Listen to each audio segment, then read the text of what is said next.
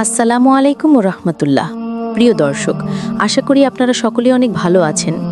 আমাদের চ্যানেলটিতে প্রতিনিয়ত ইসলামিক এবং শিক্ষণীয় ভিডিও প্রকাশ করা হয়, তাই লাইক, কমেন্ট এবং সাবস্ক্রাইব করবেন আশা করি। চলুন ভিডিওটি শুরু করা যাক। হজরত ফাতিমা রাদিয়াল্লাহু আনহা ছিলেন ইসলামের সর্বশেষ নবী হজরত মুহাম্মদ সাল্লাল্লাহু আলাইহি ওয়াসাল্লামের প্রিয় কন্যা। তার জীবনে এমন অনেক ঘটনা রয়েছে যা আমাদের বিস্মিত করে এবং ভাবনার জগতে নতুন দৃষ্টিভঙ্গি এনে দেয়। আসুন আজ আমরা জানব তার জীবনের কিছু বিস্ময়কর ঘটনা। ফাতিমা রাদিয়াল্লাহু আনহার শৈশবে তার মায়ের প্রতি ভালোবাসা ও দায়িত্ববোধ সত্যিই বিস্ময়কর। একদিন তার মা হজরত খাদিজা রাদিয়াল্লাহু আনহা অত্যন্ত ক্লান্ত ও অসুস্থ ছিলেন। ছোট ফাতিমা মায়ের জন্য পানি নিয়ে আসেন এবং তাকে শান্ত করার চেষ্টা করেন।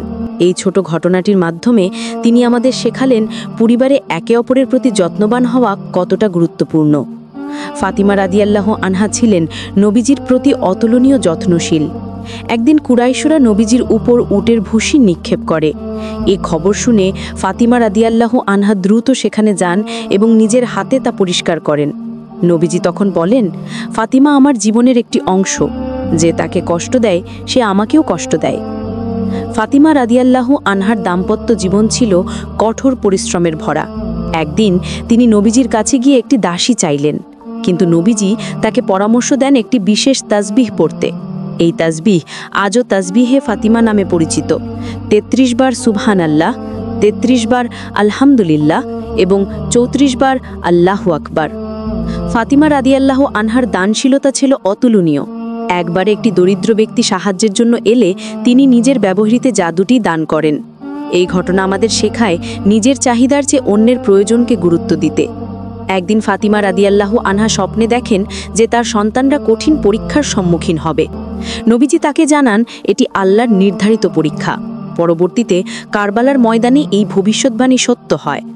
ফাতিমা রাদিয়াল্লাহু আনহা নিজ হাতে নিজের কাফনের কাপড় প্রস্তুত করেন এবং তার দাফন যেন সরলভাবে সম্পন্ন হয় এ নির্দেশ দেন। মৃত্যুর পূর্বে তিনি বলেন, আমি আমার পিতার সাথে সাক্ষাতের জন্য অপেক্ষা করছি। হজরত ফাতিমা রাদিয়াল্লাহু আনহার জীবন আমাদের জন্য ধৈর্য, ত্যাগ এবং আল্লাহর প্রতি অনুগত্যের এক মহিমান্বিত উদাহরণ। তার জীবনের ঘটনা আমাদের অনুপ্রেরণা হয়ে থাকবে চিরকাল। প্রিয় দর্শক, আজকের ভিডিওটি আপনাদের কেমন লেগেছে তা অবশ্যই কমেন্ট বক্সে লিখবেন। সকলে ভালো থাকুন, সুস্থ থাকুন। আল্লাহ হাফেজ।